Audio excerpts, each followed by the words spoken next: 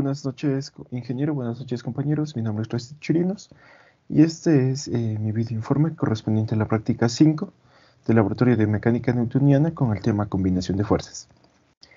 Los principales objetivos que de la práctica fue el recordar los conceptos básicos de fuerza resultante, suma de vectores y método del paralelogramo, determinar la fuerza resultante aplicando dos distintos métodos, entender el significado de fuerza y su relación con la masa, y establecer la magnitud y dirección de la sumatoria de dos fuerzas.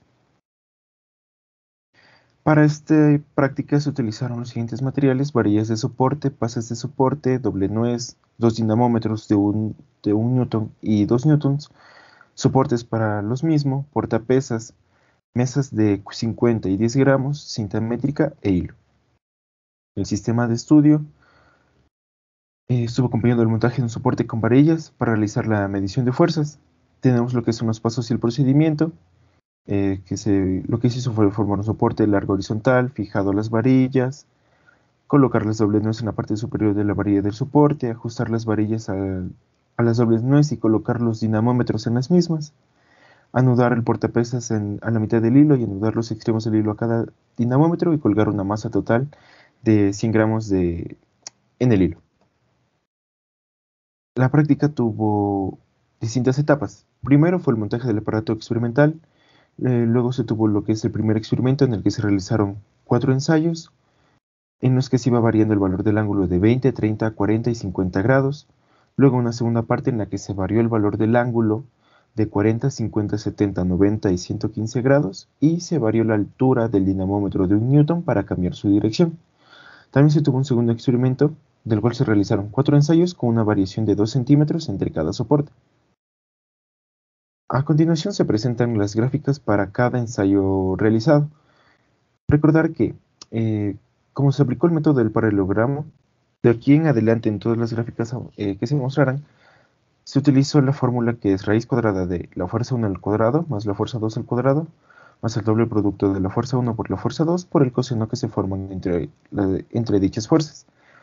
En la parte de aquí obtenemos la fuerza resultante aplicando este método y el módulo aplicando la descomposición de cada fuerza en sus componentes rectangulares.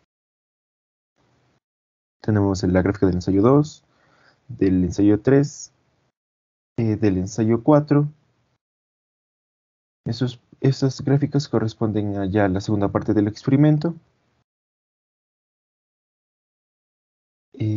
Tenemos el ensayo 3, el ensayo 4 y el ensayo de la segunda parte. Esta es la tabla que se elaboró con los datos obtenidos para el segundo experimento, con la variación de 2 centímetros entre cada soporte. Esta es la tabla 5.1 correspondiente al primer experimento, con los datos recogidos. Esa es la tabla 5.2 para la segunda parte del primer experimento. Listo, en lo que es la discusión, para la primera parte, si se calcula la fuerza resultante con el método del paralelogramo, la magnitud de esta, a medida que aumenta el valor de su dirección, disminuye. Por otra parte, si se calcula la fuerza con el método analítico, a medida que incrementa el valor de la dirección, la fuerza aumenta en magnitud. Para la segunda parte, al valer en magnitud o una sola componente de la fuerza, tanto el valor de la fuerza calculada con el método del paralelogramo y el método analítico no tienen un patrón definido. La magnitud de la fuerza puede variar hasta un máximo de 2.434 newtons. Eso nos lleva a decir que el ángulo de un vector de fuerza no afecta directamente a su magnitud.